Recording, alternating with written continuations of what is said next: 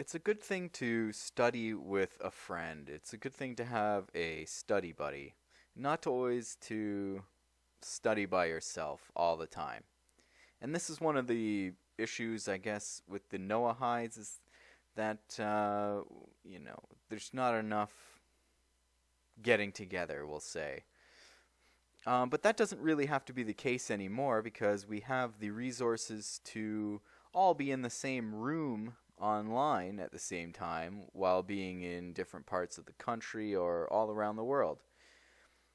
I have a Google Hangout room that I've been using to study with a handful of my friends, and now I'd like to open it up to anybody who wants to study Torah. This will be a room for mostly Noahides to hang out, chat, socialize, but also study anything that you'd like. I'm interested in becoming the most well-rounded Noahide that I can be and always improving. So if there's any aspect of the non-Jew in Torah that you'd like to study or discuss, we can do that. Anybody is free to come and go as they like, and there's no set time. So you can check in at any time, and there might be either myself or another Noahide waiting there to study and chat or whatever. And if there is no one there, you can just wait around for a little while and leave the room open until someone pops up. So I noticed that there are a lot of options now, but you always have to show up at a certain time. But this is a little different in that it's very informal. Like I said, you can come and go as you please. And if enough people get involved, I mean, technically there should always be at least 2 people in there, or most of the time. So there will always be someone to talk to. Because people's schedules are all different, and we're spread throughout the world. All the time zones are different.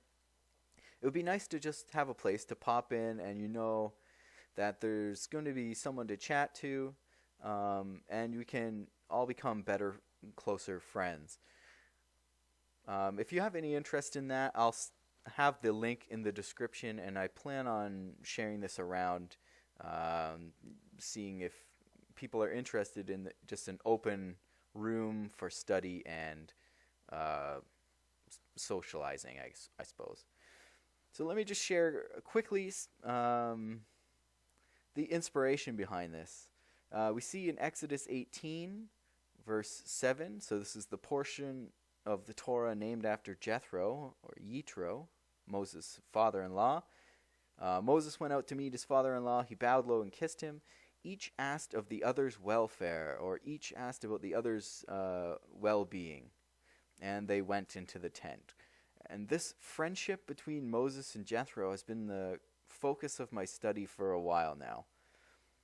I came across this in Pirkei Avot, and one little line here where it says, you should acquire a friend for yourself, or acquire for yourself a friend. It's a very well-known saying. And it reminds me of Jethro and Moses and their friendship just because of the Hebrew. So here we see, and acquire for yourself a friend. Here's Heber, it's friend.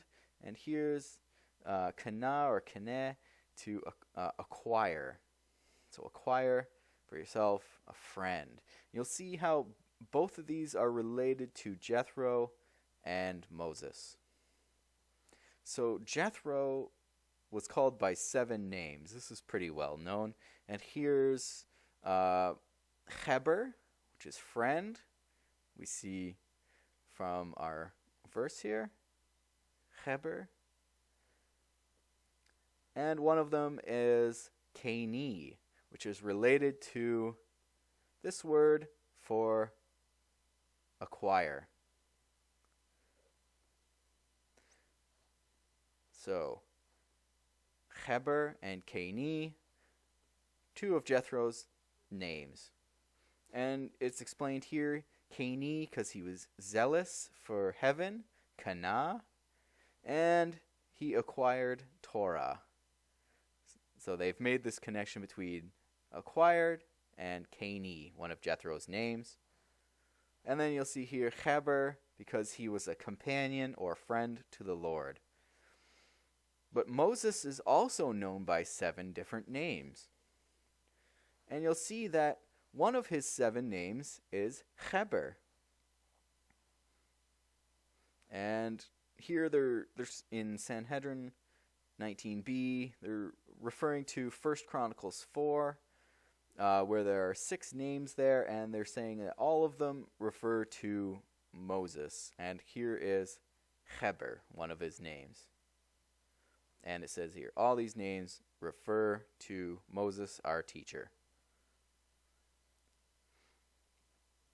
And the Gemara explains how all the names are in fact referring to Moses, because he was the son or adopted son of the daughter of Pharaoh, Bitya. So he is, in this verse, one of the B'nai Bitya, or children of Bitya, Pharaoh's daughter, even though he was adopted by her. So we see here he was called Heber, again, because he connected the Jewish people to their Father in heaven. So now we know for sure that Jethro and Moses both have 7 names, and they share the name Heber. That's kind of interesting to me because we know that Jethro was a Kenite, and if you look up the verses where Pharaoh's daughter is fishes Moses' basket out of the water in Exodus 2, and then you go to Exodus 7 and 9, which is talking about the Hebrew wet nurse to suckle the child. You can see keni or keni in here backwards a few times. And there's one, and here's another one, and then in verse 9, ha-keni, another little hint of Jethro, perhaps.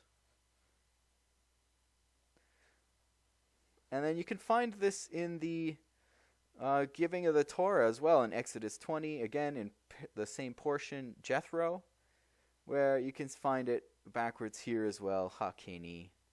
And we saw that his name was Keni because he was zealous. And here it is here in verse 5, Kana. And here's one that's really interesting because you have the full spelling of kenites in here backwards. But what makes this interesting is the fact that that word has the value 616, which is the same value as the name Jethro. So we have a word that has the value 616, and it has the word kenites in it backwards. Very interesting. As you can see here, kenites, 616. Then we remember that the giving of the Torah happened in the portion called Yitro, or named after Jethro, and ha-Torah also has the value 616. And then if you just search the 5 books of Moses for the name Moshe, you'll find that this combination of Hebrew letters that makes up that name has the value 345, but the name itself is found 616 times. And then we know that Jethro and Moses were both Gerim, and the value of Ha-Gerim, 258, is found 616 times in the entire Hebrew Bible. So this friendship between them seems to be encoded into the Torah, we'll say, in a way that you could never know without computers. So again, back to and acquire for yourself a friend. It's well known in the Jewish world that it's encouraged to study with a friend and to have study buddies, not to study by yourself all the time. So with that in mind, I have this open room for study and chat that anybody can use whenever they like. So if you have any interest in that, again, I'll have the link in the description, and I plan on sharing it around to test interest and see if we can bring some more noahides together. Thank you.